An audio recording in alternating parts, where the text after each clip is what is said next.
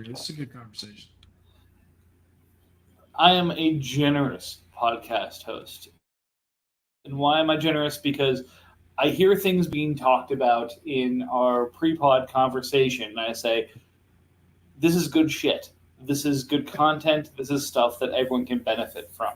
So let's all benefit from it. So we were just talking through the Eagles have been kind of attacking free agency, draft, everything recently. Not our Eagles. RJ changes his strategy more often than Howard Roseman does, but still fun nonetheless. And wanted to make sure you guys got to listen in. So we're going to keep going in the conversation. Sorry all for interrupting the good flow of consciousness here, but wanted to make sure everyone got a chance to appreciate this. It's Vikings, Eagles, Panthers, and Colts. Gentlemen, please continue. Back to what I was saying. Go ahead, James. Well, really what we were coming down to was talking about some of these linebackers in free agency, this last class of free agents, and how none of them really got very safe deals. Like the Kenneth Murray has 1 year, and then his out money is barely anything in Tennessee. Devin White has essentially nothing and has a 1 year nothing deal. Like his deal is actually so little, I wouldn't be surprised if they just fell in love with someone in camp and he looks like crap. He could just not even be on the roster. It's just I would be shocked. So I'm interested and again, this is not me coming from a position of I own one of these players and trying to sell them. Just kind of thinking about this, like, what are we doing with the position then? If nobody of the Kenneth Murray, for sure, for first time contract extension guys are getting that next extension. So from a youth perspective, we're not exactly getting what we want out of these guys. Like, how are we valuing the position? Because it's a problem if we can't invest in some of these guys and see the return on it. We're still spending first round picks on some of these guys that we think are going to turn into this, but it's just not producing. So linebacker's weird. Okay, there's two parts of it. First of it, the market, the ones that become available on free agency and the ones that play well enough to get paid very highly. So having rookies that produce at any level is very valuable, just for the simple factor of how expensive some of the guys that are more proven are.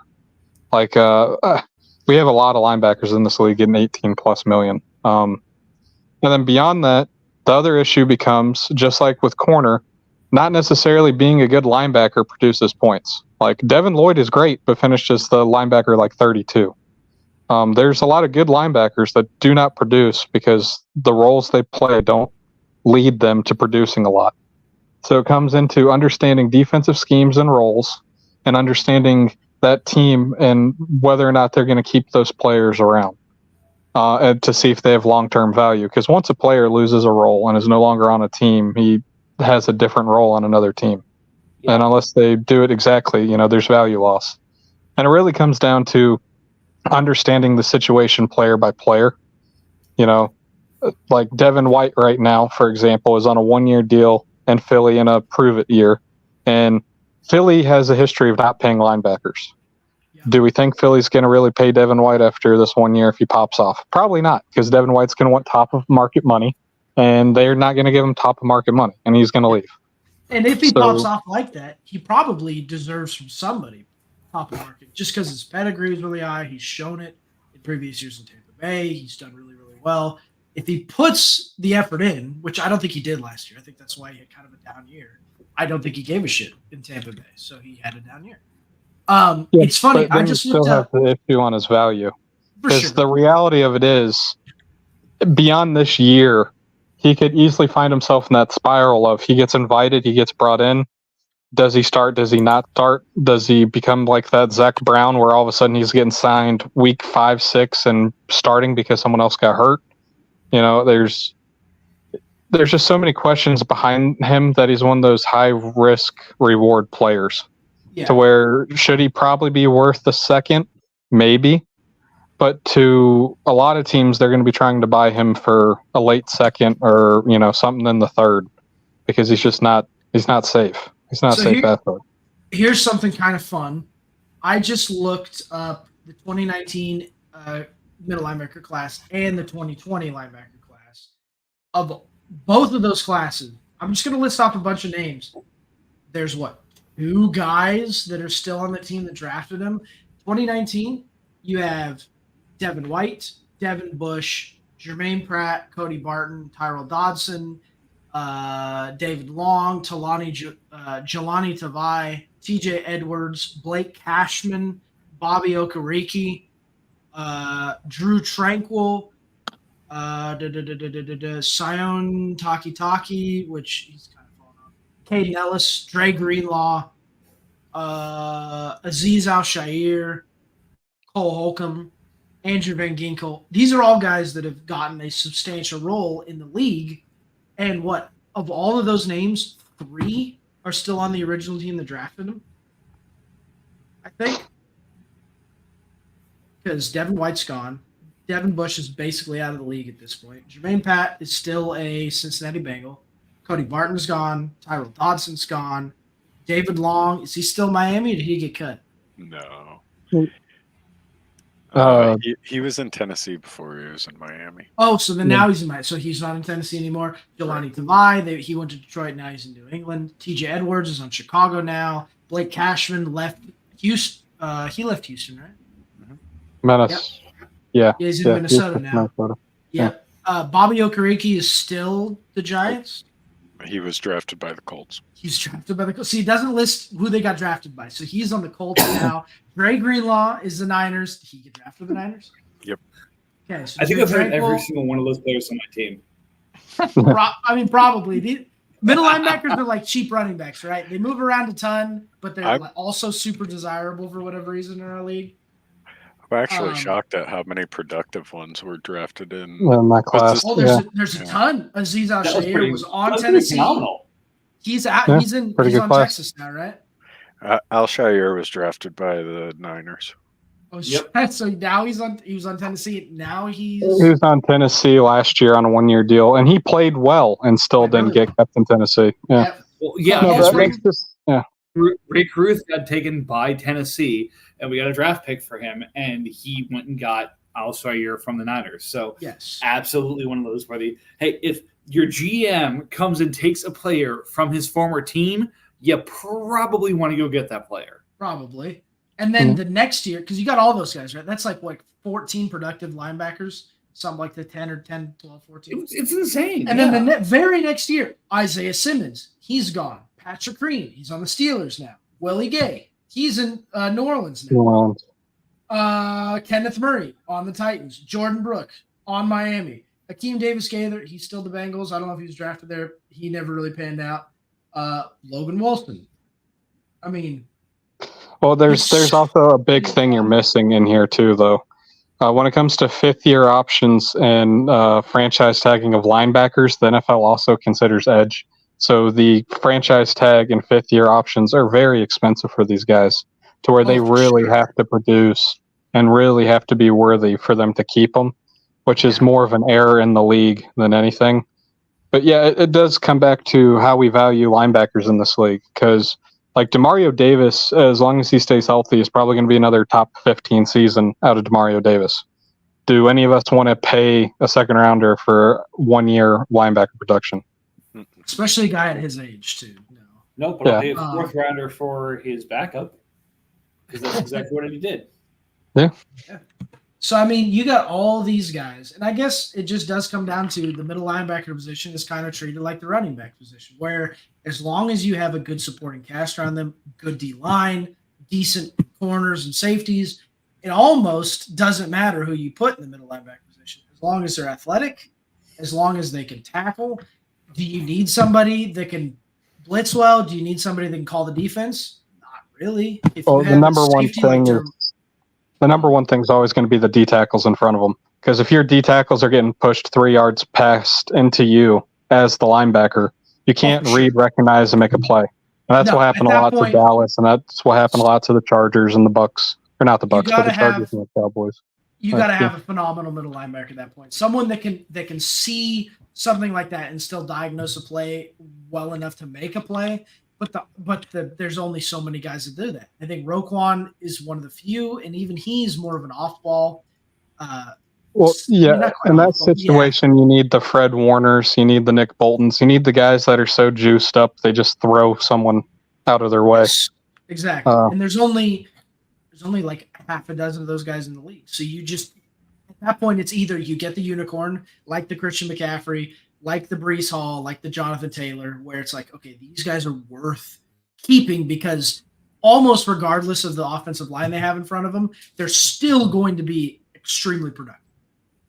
But for the rest of them, for the Tyler Algiers, for the Cordero Pattersons, for the Austin Ecklers, as much as I hate to admit it, because James is going to make fun of me for it, you have to have either a quarterback that's willing to dump that ball off over and over and over again, or an offensive line that's very dominant, or you're just going to end up with a very average to below average looking player at that position. Yeah, but then again, let's be honest about the players that we have here. I mean, shit, I just took a ton of rookies, and they're all, insurance policies. It's here's hoping the guy in front of him either ages out or, falls apart, and this guy's going to be worth something. But that's what anyone really outside of the first, say, 60 picks is in the draft. It's this person is going to be a replacement for what's already there.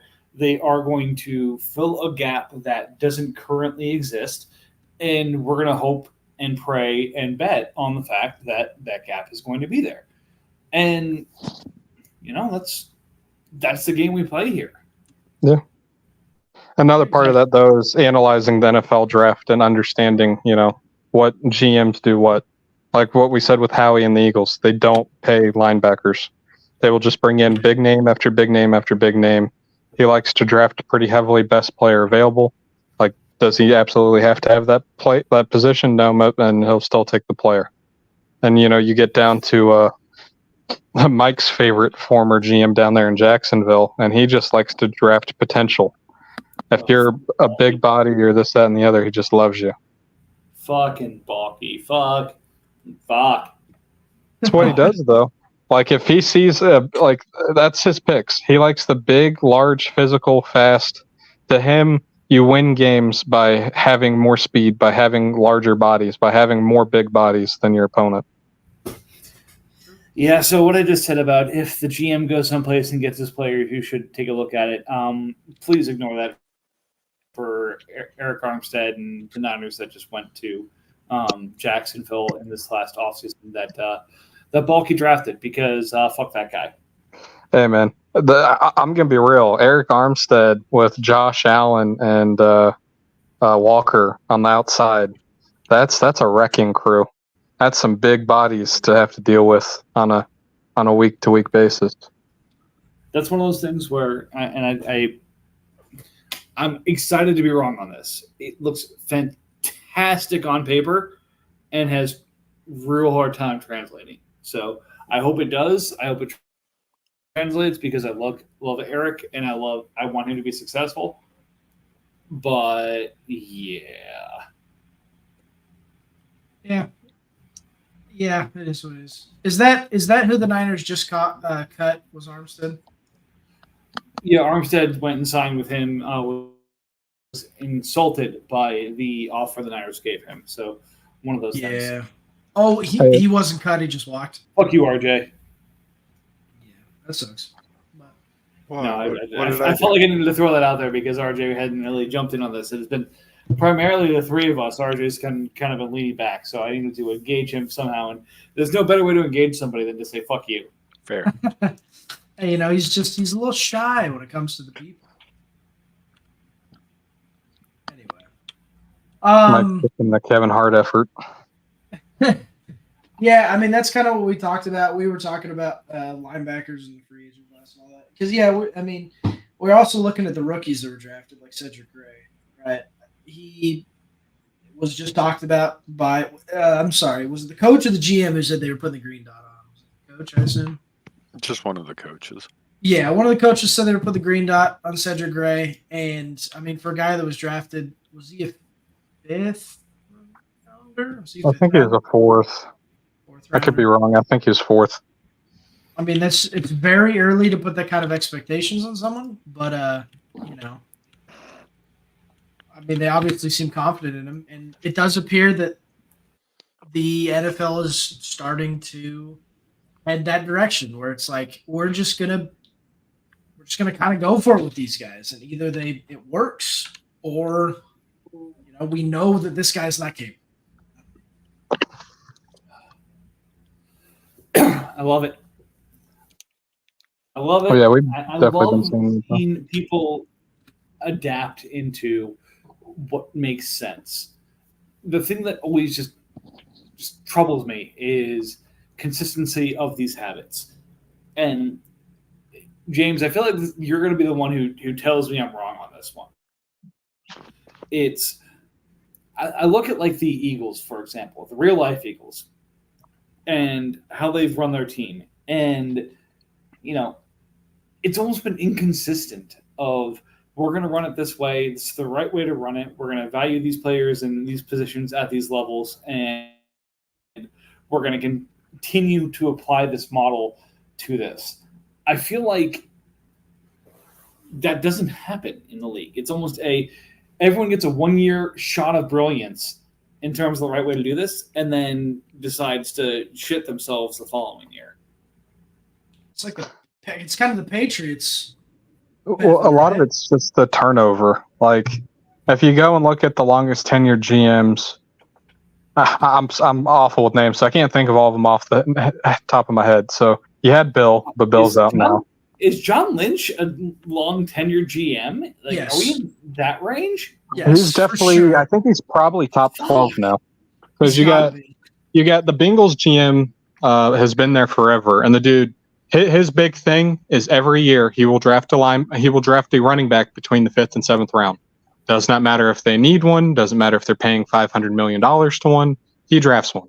That's just his thing. It's what he does. It's a constant. You got him. Yeah, you got Lynch. Shoot, who else do we have that's been around? It would have been Jerry Jones. Coupon Tom. He's not an actual GM. You got the guy out in Seattle's been there the entire time. Carroll's been there, I think. Maybe a year off. Yeah. Yeah. Schneider. The guy for the Saints has been there since maybe before Breeze or right after Breeze. Yeah, so I think he's the longest tenured. I'm trying to think who else is up there.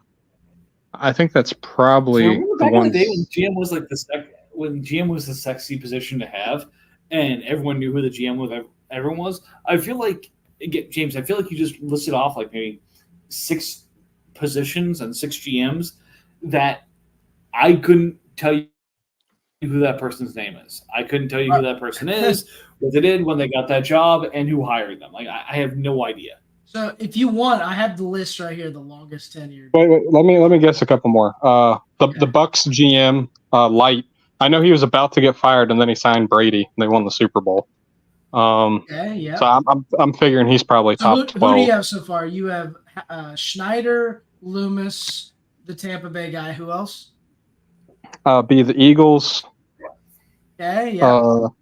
Lynch. My personal favorite that's under the radar is Ballard, but I think Ballard's probably only had like 8-9 years. It's probably one of the longer guys, but I don't know if he's 12th or 16th. Would you like me to give you a little bit of a hint in regards to Ballard? Has Ballard been there longer than 8 or 9 years? Ballard is 8th on longest tenured, and he's been there for 7 years. And then if I had one more guess, I have no idea, but the Rams have been really successful of late, so I'm just going to assume they're GM safe. Yes, so that is, you just got 7 of the top 10. Snead, right? So his name is Snead, yes. So the list goes, and would anyone like to take a shot? There's 3 more that he didn't hit. I said Bengals. You got Bengals in there. Bengals, Saints. Bengals. The Ravens guy's been there forever. It's just he took over after the other guy retired. Yeah. But he's been with the same organization for like 20 years. Bengals and Ravens are not on Is the Browns guy on there? Not No. Matt Ryan or something like that. The Browns guy is not on. Okay. How long? So the 10th guy has been in place since 2017, July of 2017. Is it Okay, who's that? Dallas? That's the Chiefs GM. Oh, Okay, well, that would have been a good guess. If they're winning Super Bowls, the GM's probably been there a while, Probably guys. been pretty Come on. safe. Yeah. Fuck, you know what? Fire it well. Is it the Bills too? Fire it well. The Bills, yes. So the one you're missing is the Steelers. Dolphins GM, Oh, Chris Greer. So it goes in order. The Saints are number one with your guy, Mickey Loomis. He's been there for 22 years. oof. Then it goes John Schneider, 2010. Howie Roseman, also 2010. Then it goes Les Snead with the Rams, 2012. Jason Licht at 2014. Chris Greer for the Dolphins at 2016. John Lynch, 2017, January. Chris Ballard, January, literally the day after. The day after 2017 for the Colts. Brandon Beam for the Bills, May of 17. And then Brett Veach, July of 17. It's incredible to me, and this is something that I think instinctually we know, but just hearing that list as well as kind of everything else we know, the impact that Sean McVay has had on the NFL is out of this world extraordinary. Like, how many people did you just list from there that either got their job because they knew Sean McVay or had lunch with Sean McVay, or we talk about the McVay Shanahan kind of coaching trees? Like at least 4, I think. Half of the NFL right now is either has their GM or has their head coach because of the Shanahan McVay coaching tree. Yeah. Like, that's insane. That seems right. Yeah, that seems right. Half the fucking league. So And the team that keeps running shit is the one that doesn't, because it's Andy goddamn Reid. Like, that's the thing that drives me nuts about all this stuff. It's everyone's a copycat, but the copycats don't actually do it. And that's the ironic thing, right? Is there's one that's been winning, right? It's Andy Reid, but all of the copycats seem to be right there with the originals, right? The Rams won it for a year. They got 1 year when they got Matthew Stafford. And then you have the Niners consistently going back. The Dolphins are up there. The Bills are always up there. I mean, you got these guys. The coach for the Bengals, did he come from the Shanahan tree as well? Yeah. Oh no. Yeah. He Yeah.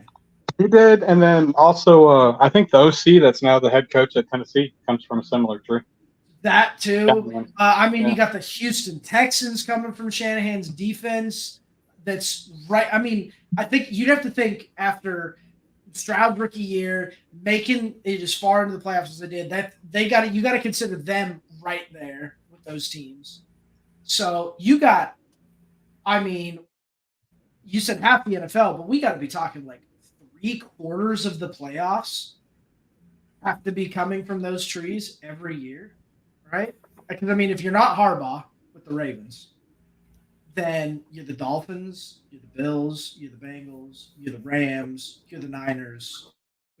It's all those teams, Houston, all coming from those coaching trees. Yeah. That has to be a precedent, right? There hasn't been there can't have been a period of the NFL that was like that, Brian.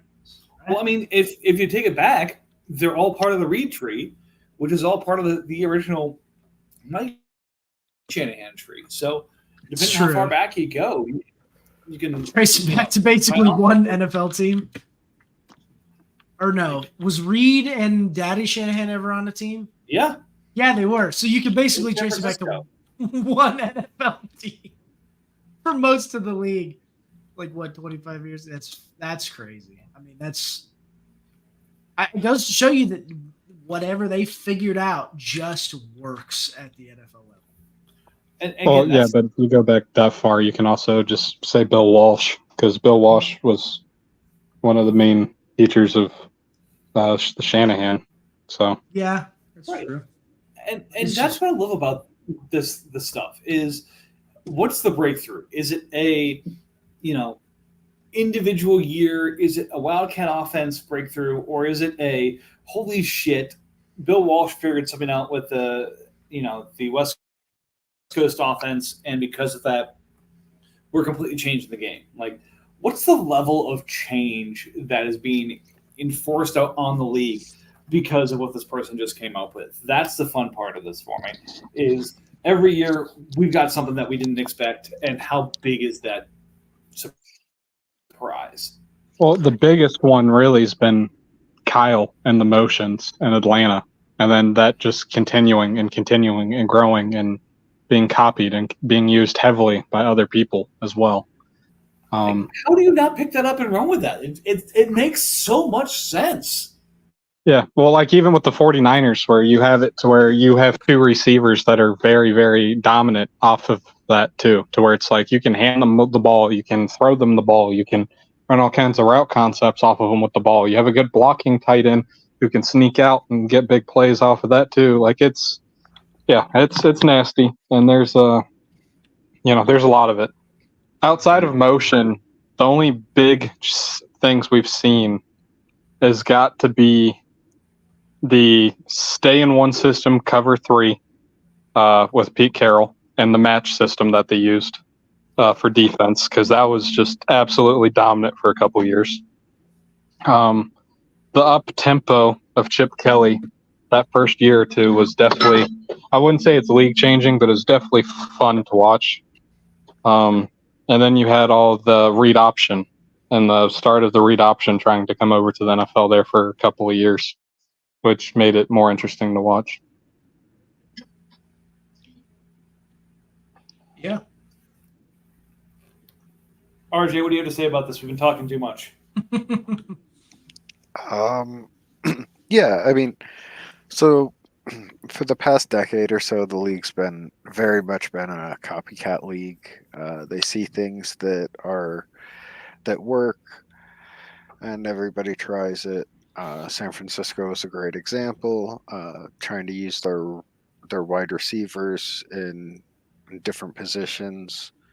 I think that's kind of faded out.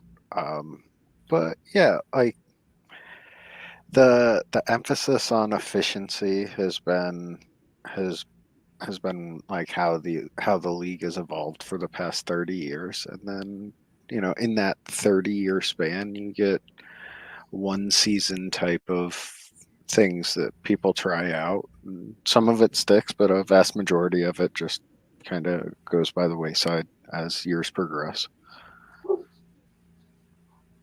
Yeah, the other big one there with the efficiency is we're seeing a lot more passing on first down than ever before.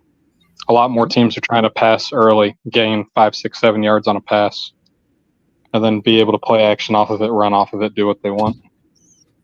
Yeah, I'm not the biggest fan of that plan because I watched Brandon Staley try to do that for like 2 years, and it just kind of sucked. It all comes back to the core concept that beyond motion, Shanahan has been probably most responsible for, and it's a Belichickian concept. It's how do I run the same play? How many different plays can I run at you from With the one formation. same formation? Yeah. How can I put a 21 concept on the field, and you have to defend the deep ball, you have to defend medium zone, you have to defend a power run, you have to defend everything because I just put this combination on the field. And where can I get my benefits from that? It goes back to when Harbaugh was running things in San Francisco. It's Delaney Walker and Vernon Davis on the field. Like if I have two guys at the tight end position who can run a 4-4, that gives me flexibility. That gives me options. options. That gives me Yeah. a way to run my team in a way that you can't defend easily, and I'm going to make it inconvenient for you just by stepping on the field. Sure. Oh, is that what we're going to see in Las Vegas this year? I don't think they have the so personnel. excited for Las Vegas. I am so excited, and there's no chance in hell because my team is tanking that I'm going to get Aiden O'Connell back. But I am so excited for what he's going to do this year.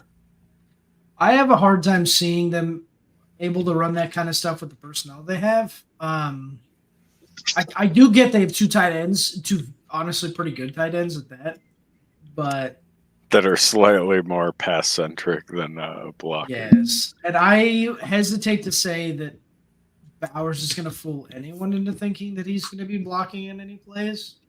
No. We Delaney saw. Walker- This is the most New England team in history. I True.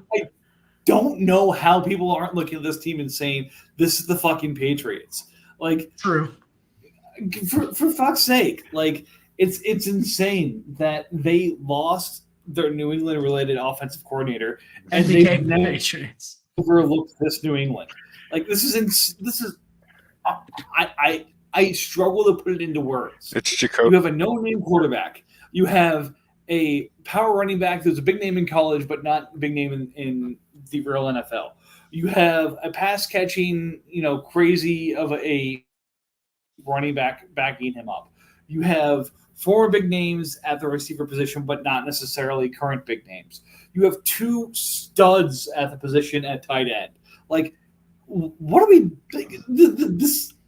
It's Jacoby Meyer's fault. How is Belichick not coaching this team? I don't understand. I bet he would. Give him a year and the tight ends to look good, and he probably will. Give the Raiders a year or two to make some money and be able to afford to fire another coach. Like, seriously, come That's on. Like, true. what? You guys are going to tell me when I'm wrong. Like, how am I just missing something here? I think that's pretty accurate. You got two stud tight ends that basically play wide receiver. You have a wide receiver that, he doesn't exactly fit the Edelman role, but being a reliable passing option, reliable hands, good at getting open. That's true. It's a long-term business move to not be cash poor anymore by the Raiders. They have a whole bunch of offensive weapons and they sell jerseys, so sell more of those, make a little bit more money. Hire Belichick next year, and suddenly you'll be filling your stadium because people are going to want to come watch Belichick with Meyer, Adams, and Bowers as the primary weapons of that team. Yep. Or Mayer, not Meyer, excuse me. I like it. They're going to win. That's a good point. They're going to win the AFC West this year. Like, Whoa. Whoa. I'm going to be wrong. Probably on that, but I'm willing to be there. I'm willing to say the Raiders are going to win the West this year. You don't say they're winning the West next year. I don't see that happening, but I do like that they brought in Minshew. I thought that was like one of the best moves because that's the perfect type of guy to like. So at the end of the season last year, that was Aiden O'Connell's team, but like he might not have been a good enough quarterback. So you bring in a cheaper one who can win over like a whole locker room in one off season in Gardner, and there you go. You have a cheap bridge quarterback. Like I am so wearing this shirt, mocking what somebody else said about him. Like, okay, Minshew ain't shit, and Minshew comes in wearing a shirt talking about how he isn't shit. Like, I don't know how you understand a locker room better than Gardner. So it was Max Crosby, and it was something like "You shut your mouth, you little bitch." And he wore a shirt that said the same thing. And then he was on a podcast with Max Crosby wearing the shirt, and it was just hilarious. That is super funny. I don't know. That's the thing that has me way out off of my skis on these guys is Antonio Pierce talked about establishing a culture, establishing a locker This is who we're going to be. This is how we're going to act. And almost end to end, it just seems like he's doing it. That he wants his quarterback to be the team guy, and that was why O'Connell got the shot. If O'Connell doesn't, do what he needs to do with the shot, he's going to lose it. And I think that is consistent with what, Pierce has been doing. But kind of end to end, he's being consistent. He's, showing it, this is how I'm going to be doing it. And they're acquiring the kind of guys that make sense in that system. And, like I said, it's when you have congruency from the front office to the coaching staff to the players, something fun's going to happen. And that's why I'm so depressed that Minshew went there, is because I love Aiden O'Connell. I think Aiden O'Connell has a ton of potential. And now 2 guys that I want to see do well and be successful in the NFL are on the same team. And I hate that. I want one of them to be elsewhere so that he can be successful. Now I got to root for one or the other, which is sad. But I think you're right. Well, I think Minshew's I think the Raiders can be really good. They're really going to be limited by their offense. Not because the lack of tools, this, that, and the other, but their offensive coordinator is Luke Getsy. So they don't have the most creative mind, in my opinion.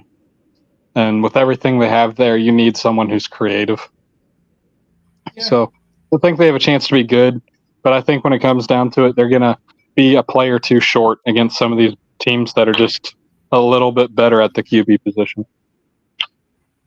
But honestly, so that'll be the option that Ben Johnson has been looking for. It's, the word was Ben didn't want to take a job this offseason because any job that was available was going to be back on the market within a year or two, which I think is a little bit prescient and I think a fair thing to say. But you almost wonder if it's like, okay, he wants this job because he wants to kind of pick it up from here and take it to the next level. And you give Ben Johnson this team, and I'm sorry, I'm already a little erect. Yeah, I think it'd be a great landing spot for him. I'd have a hard time because I think Antonio Pierce has the potential to be a very good head coach. I think he needs to surround himself with good coordinators, and he hasn't done that. But I want to see him succeed. I don't want to just be like, they just need to go for Ben Johnson or someone else in a year. Well, the issue he made is he surrounded himself with a bunch of former head coaches. So he's got a bunch of guys that know the job, this, that, and the other, but he doesn't have a lot of guys who are creative and out-of-the-box thinkers. And I think that's going to become the issue. They're going to be very solid, but they're going to be lacking in the ability to make up for when other teams are just better than they are. And, the Raiders are a good team, but they're not a great team. Yeah, I agree with that. I'm of the opinion that, I don't know, the Raiders have other things to fix, I think, before then. I had something I wanted to say at this last train of thought. I think the best thing for the Raiders is for the team to sell. That's the yes.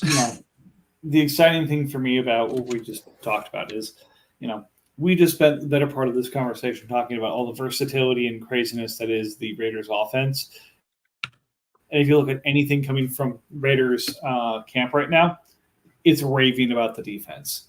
So we just laid out all the different ways the Raiders could be special because of their offense, and that's not what's making them special right now. Well, I think the reason we talked about the offense is because the defense definitely felt like more of a shoe. There's a lot of pieces to like on the defense, and at the end of the day, the defense is going to do pretty well. I think the reason we talked about the offense is like, hey, they got all these really fun pieces. They just got to have someone that can utilize all those guys well.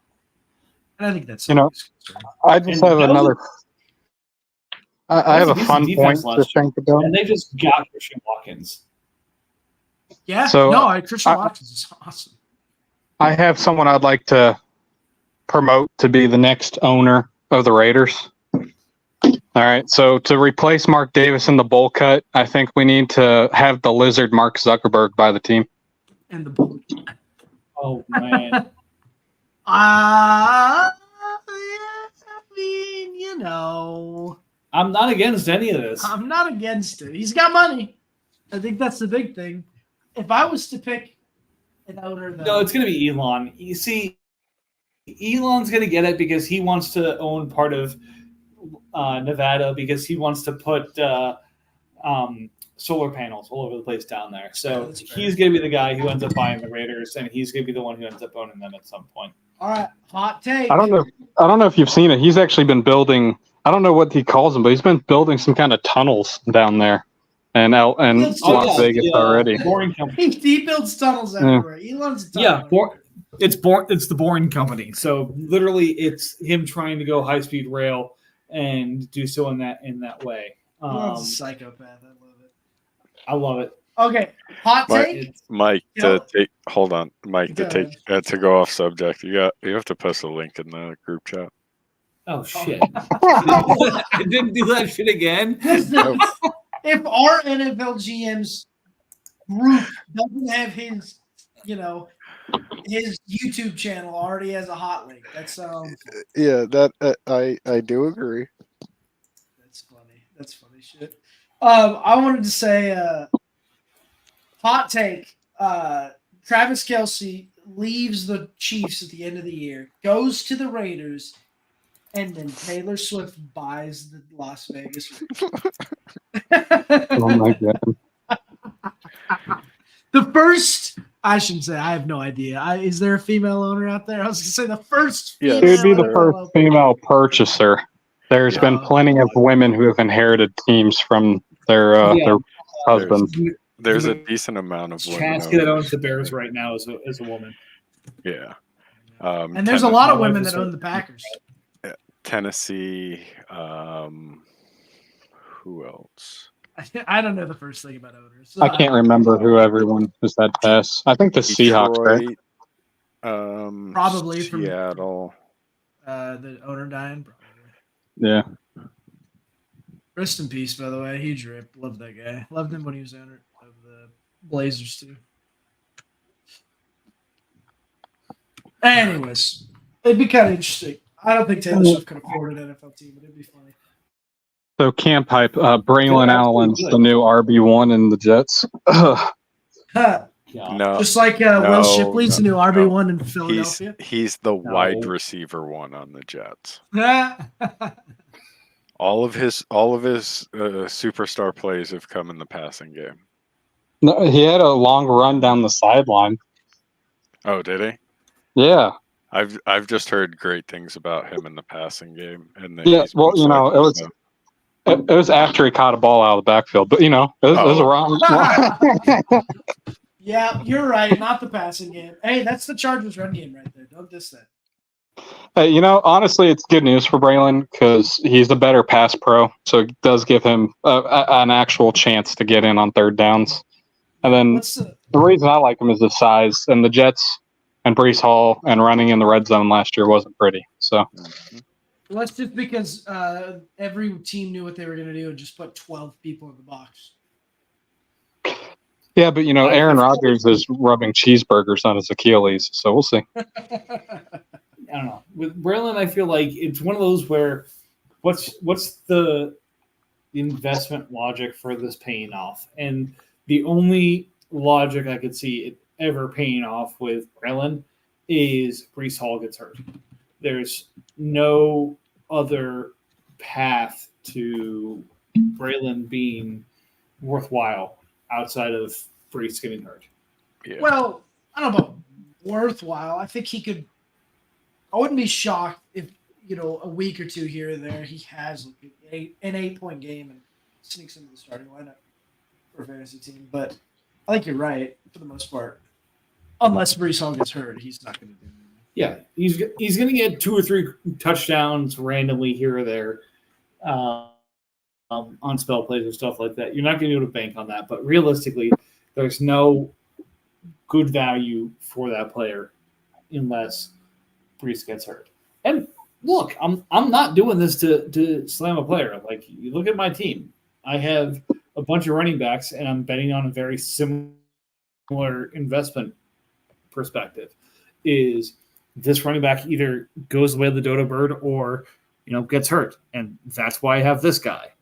So, again, I think that's the way NFL teams are building things, and that's the way that I'm building things. Sorry, RJ, go ahead. No, Brees is already banged up, so there is some type of an opportunity.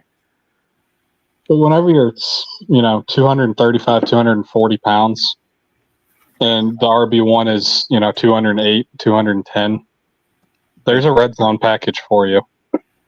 Like, Did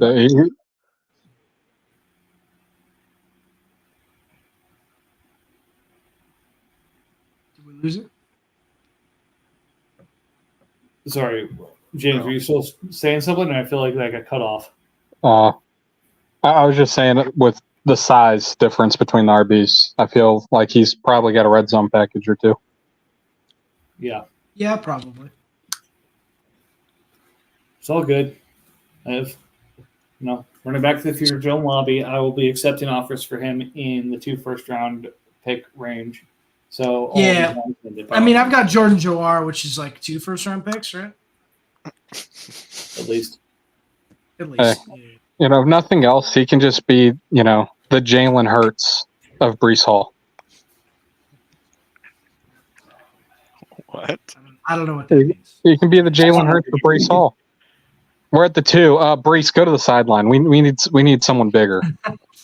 We need the. Give us our big, thick meat stick. Whoa. Big, thick meat stick. Damn it. See, this is the problem with having to name shows before I go live. I named this Now What, where realistically, I really should have named it Big, Thick Meat Stick. That's true. I missed that opportunity. You did. That's that's a pretty big rip for you. Fuck. Sorry, guys. I let you all down. So, speaking of, what was kind of the plan for today's podcast? Have we covered a lot of what we were going to talk about? Or is there... No, this is exactly the plan. Like, what are we talking about otherwise? Like, camp hype or other bullshit? Like, this is kind of what there is right now. This is where you're on league year. JJ McCarthy's QB3 in Minnesota right now, guys. Anyone who wants to come get Jaron Hall, he'll cost you 2nd-round pick. Yo, anyone wants to get Sam Darnold, come and get him. Yeah, no one wants the quarterback 1. No shit, nobody actually wants Sam Darnold. I know that. No, not the quarterback 1. Everybody wants the 2 and 3. I get it. That's the joke. Actually Somebody like should Darnold. pick up Darnold. For $48 million. Yeah, for the price, it's a little much. Come on, nobody wants Darnold. Texans should take him. He can afford it. Gets Hey, I tried to offer him for Purdy. Well, It's a fair trade. Talking about Texans, I don't like his trades. I'm obligated to say. So you're gonna make us talk about trade. We'll talk about trade. I'm part of his division, so I'm not allowed to say anything legally. no, I don't think it works like that. You're okay. All right. These trades, man. All right. Well, let's see. We're going back to. I'd have to look at his most recent trade. Wednesday or Thursday of last week. We only have 8 trades, I believe. I believe we went over our days, but did we not? I know we went over. I might have been post-pod, though. What did we go over for my trades? There was a trade I wanted to talk about. I couldn't remember if we went over it. Did we go over the. All right. We'll cover it just because it's 9 and who cares. Yeah, it's fine. Let's see. So Amari Barno for Tono Compassion, CJ Henderson, and Troy Hill, as well as a 2026 4th-round pick.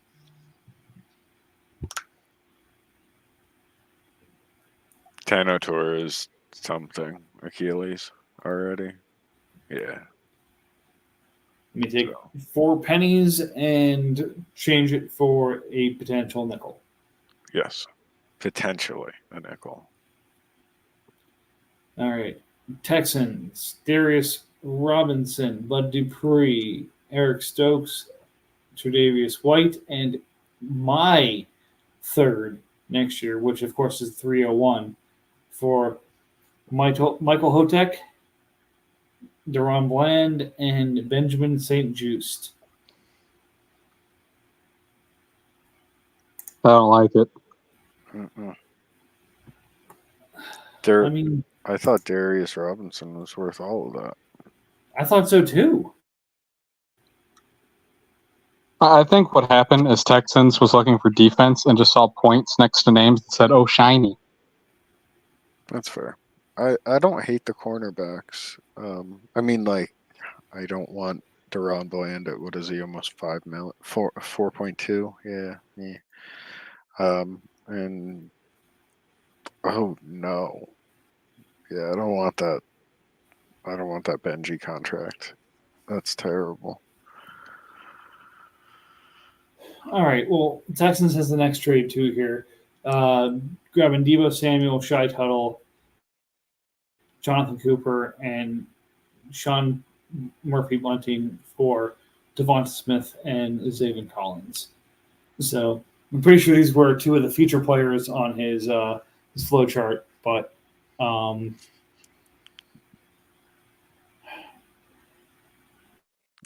Yeah, to me, I he got think, like you guys said, points next to player names. because I don't think Cooper does that again. Like the Denver defense was bad. He got a lot of tackles. Debo for Devontae Smith. I'd take Devontae all day long. Like, no hate on Debo. I know he can boom and pop and have his great games, but it's just the age and everything else. I'd far rather have Devontae. Yeah, I agree. All right. Speaking of Braylon Allen and Denzel Ward and Tariq Woolen for Trey Palmer and Zion McCollum.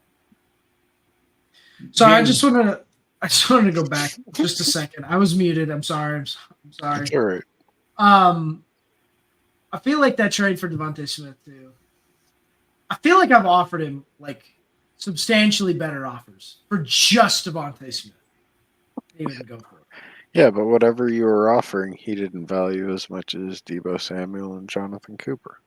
I guess so. But like the 11th overall pick and Jack Gibbons, the 11th overall and the 219, both players. I don't think really Deebo is worth substantially more than I think a top 12 pick, or substantially less, just given his age, his injury history, his contract. Well, again, and that's funny and that's how I spent the better part of my offseason is, to your exact point, I would peg Devonta at the 108 range, and I would peg Debo in, say, the 115 range. Mm-hmm. Whether people agree with those valuations or not, fine. Nonetheless, that's clearly a major change in value. Now, is what just got exchanged equal to a 108 to 115? I think there's room for debate on that, and I would say probably no. But, that's part of why we make the deals and part of why, I make 17 trades in a week because I'm trying to convert a first into a player that someone's actually looking for or to acquire rather than the pick, which they don't want in the first place. Yeah. So, I mean, for those who shit on people who trade all the time, that's exactly why we do what we do. Yeah, that's true. And here, I mean, you're going to call me an idiot probably looking back on it now, but time with the picks that I had, this made a little bit of sense. I'm glad it didn't happen. He rejected a trade where I offered him Jared Goff for Jameis Winston and Devontae Smith. That's it. Basically, Devontae Smith for Jared Goff. I guarantee you, if we each look through our last 100 offers, there are at least two that we are thanking Lord Baby Jesus in his golden fleece diapers. They did not accept. Yes. Yes, for sure. There's no question. It's just astonishing. It's like, man, I can't even fathom how like what the hell was I now? thinking How about? did that not happen? Because I'm like looking at his team and he's got like Jamar Chase, and at the time he had another receiver to pay, and then he had Devontae Smith. And it's like, how did you not take a $10 or $12 million quarterback, whatever Jared Goff is, for a guy that's going to be $18 million at wide receiver? Again, there's plenty of those that we would easily trip over if we went looking Yes, for them. that's true. All right. That's true. Let's see. My third, another third, a fourth, a fifth, for a second. Good for you, Saints, for diversifying. Devonta not staying on the Bucks for long. Devonta, Tampa's first in 26, second in 26, and third in 26 for Amon-Ra, and the Seahawks fourth in 25.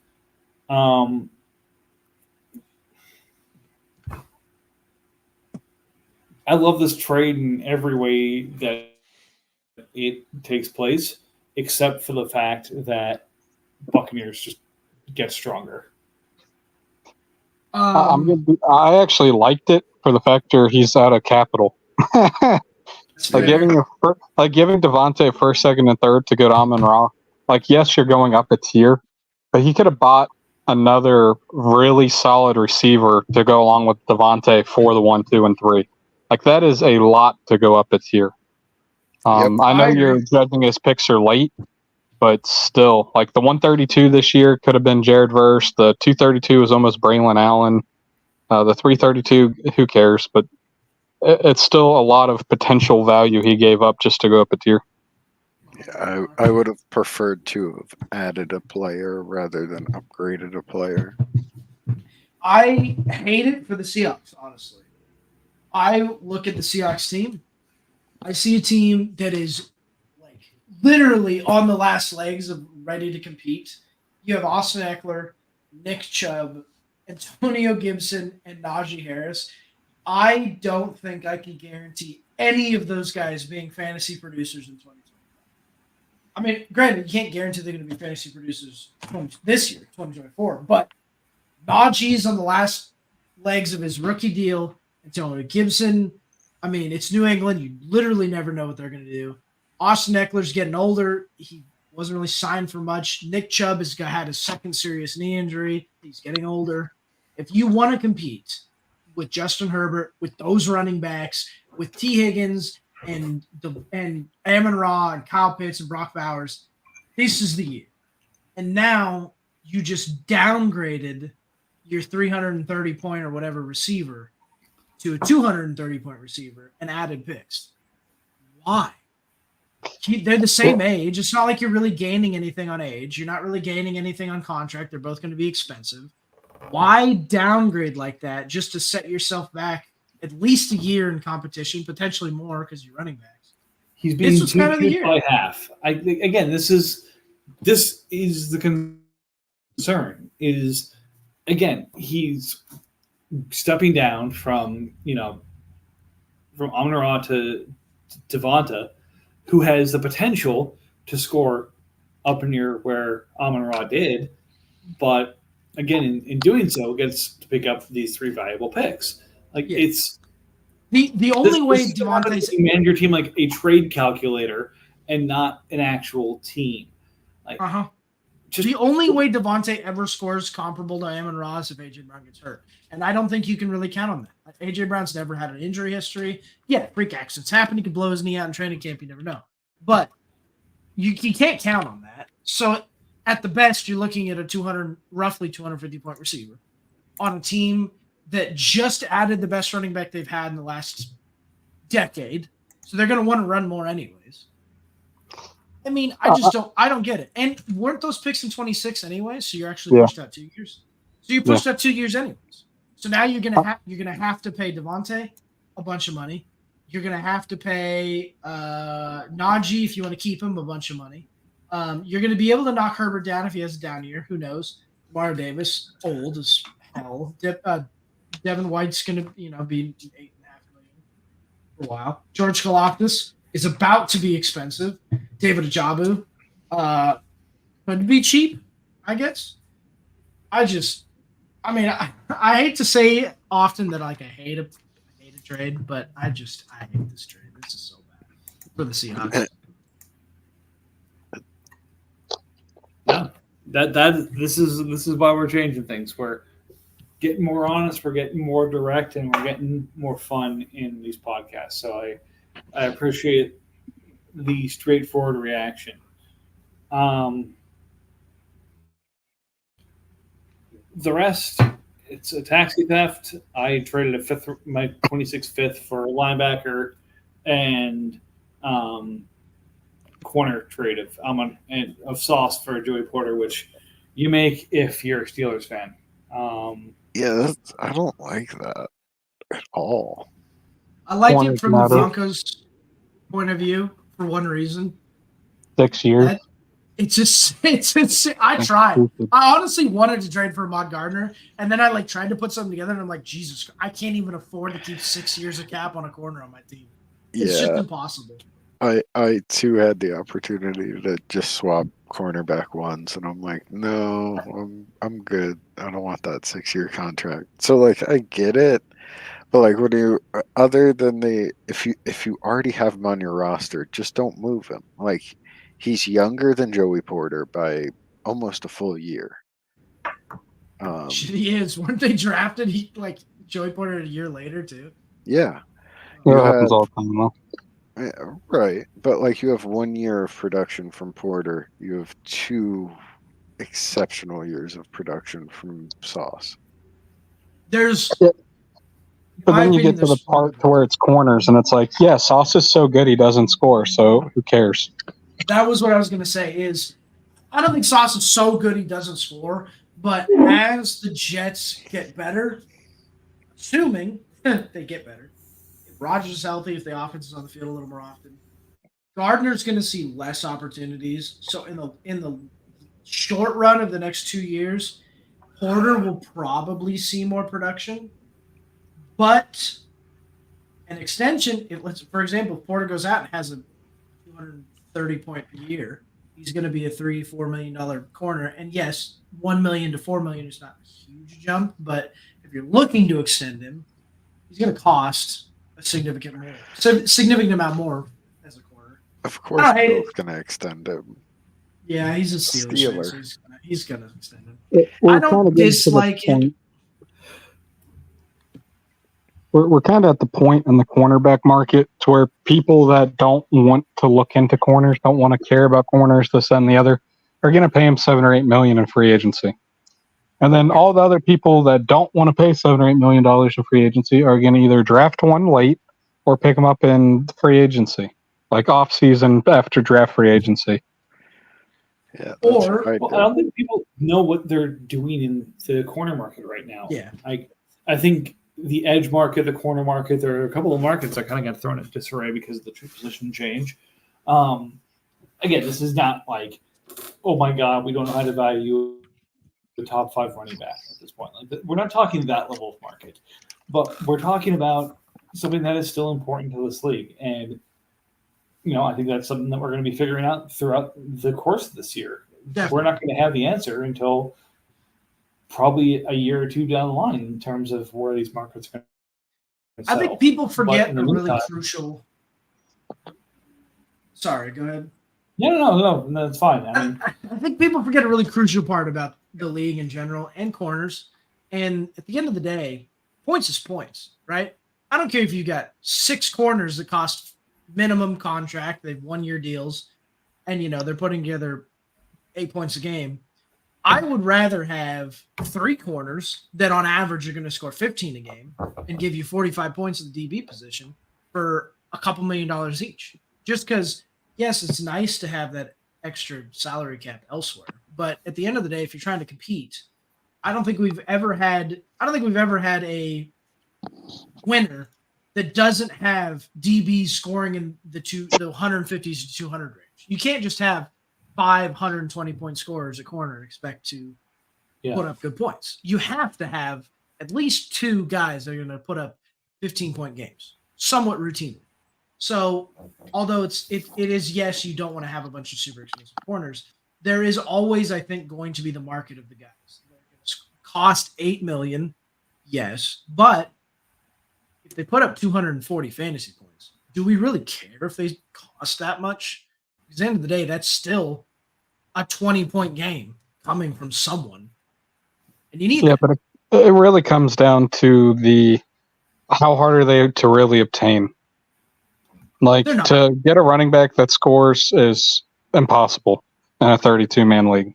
To Agreed. get a receiver that scores, sure, 1, fine, 2, okay, 3 or 4, it gets hard. I agree. When it I'm comes just to saying, corners, you can pick up anybody off the street that just gets signed because someone got hurt and scored 20 points. I totally agree. I'm not disagreeing with you. I'm just saying, from the cornerback market point of view, I don't think there's ever not going to be a market. For example, if Deron Bland comes up as available, right? He's $4 million. That's fairly cheap for that kind of score.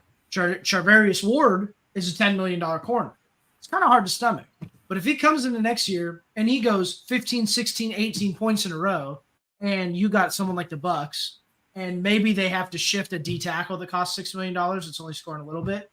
If you can get that guy on your team that'll bring you 15 points a game, does he really care that he costs $10 million? I'm not saying he's going to go for a first-round pick by any means, but if you have to pay a late third for that corner because you need 15 points a game from a DB, I don't think that's excessive. I think that that's a fair price to pay. And that's why I think there's never not going to be a market for that kind of a player. I think people get too complacent when it comes to corners. Like, I'll just pick up a guy for minimum in the free agency market. Yeah, and that's kind of the point. Is I feel like it's either people get too complacent, like you're saying, or they overvalue it too much. Like they say that, okay, because I need to get these guys, I'm willing to pay a third, or I'm willing to pay, a third plus for this corner when really I can find them for a better value. So that's the both sides of the equation. Sure. And as a tanking team, I've made no I am challenges shocked to hear you otherwise. say that. Yeah, I'm tanking. Oh my God, everybody open your mouths in shock. Excuse me. I'm sitting down. I went out in free agency, and one of my main linebackers were my biggest focus because I had no linebackers. But one of my biggest focuses was I'm going to go for the guys that I think are going to have really big years at corner. I went for Amik Robertson. I thought he'd have, until they drafted Terron Arnold. I'm less sure now. But going to Detroit, I liked him as a corner. I liked him a lot. I thought he could get a lot of tackles, a lot of passes defended. For safety, I went and got Marcus Epps for the Raiders. These are guys I think can have 200-plus point seasons at those positions. I don't want that. But if someone like the Bucks, if someone like the Seahawks, if someone like, I don't know, the Bengals goes, oh, I just lost a corner, or my corners are really underperforming, or whatever. I have this third-round pick that's going to be a late pick because I'm planning on winning.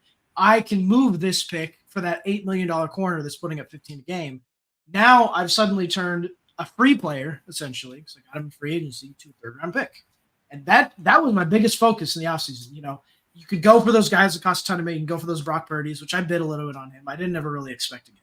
I bet on him. I bet on linebackers, but corners and safeties to me is where I think you make your money as a tanking team, because you can flip those guys for actual draft assets, whether that becomes Muhammad Kamara, for example. I got in the very early fourth round the draft.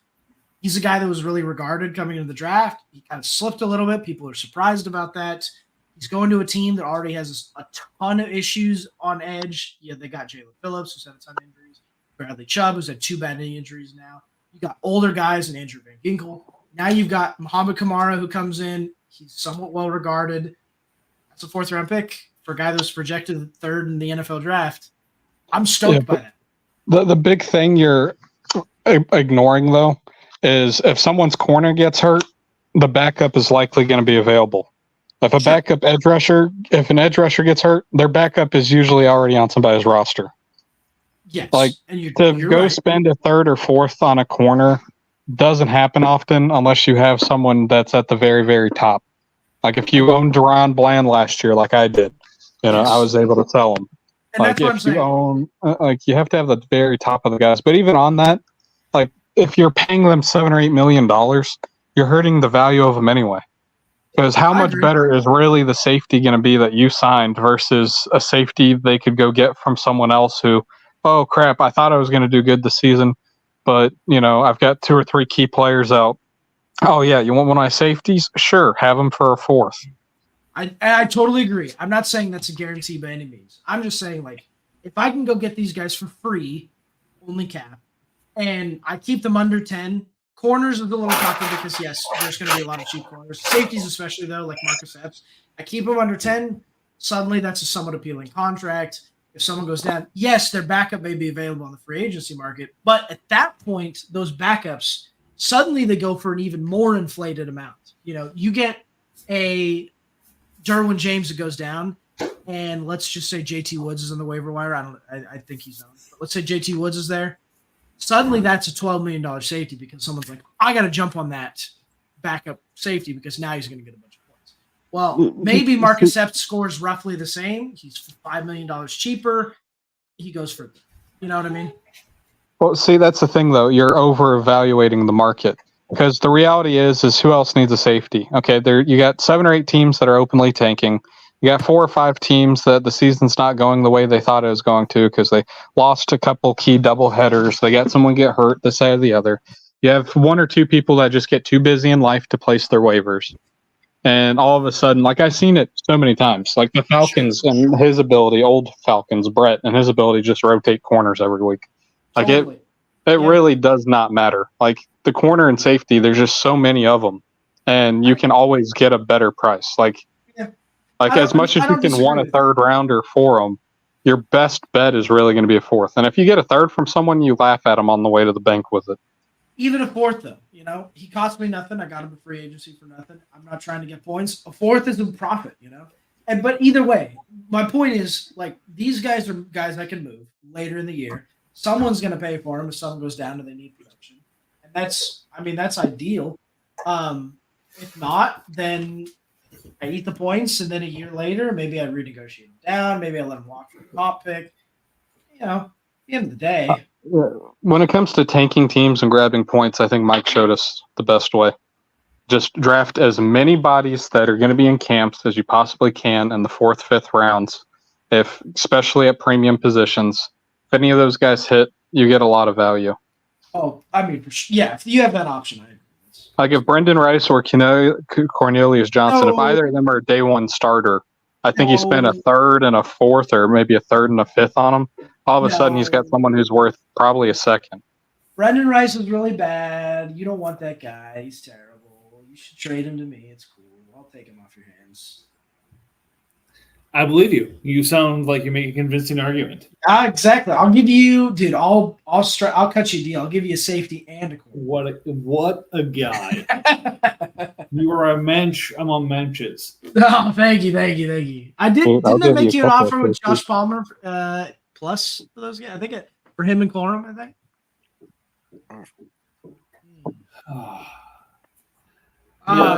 It's about time to get to the trading portion of the show. Anything else you guys want to add? This has been good. Again, another kind of impromptu show that we kind of picked up in mid-conversation that went over an hour. Yeah. I thought it was a great pod. I mean, I love talking this kind of stuff, especially talking like the state of the league moving forward for free agents and coaches. Always fun. Yeah. So appreciate you guys driving the conversation. I just get to kind of lean back and enjoy. And we're going to keep doing these for a couple more probably weeks before we get back into real NFL content season. So in the meantime, keep checking those inboxes and respond to the trades and make your teams better. But nonetheless, we're going to try and make some business go down right now and hope everyone is in the trading mood.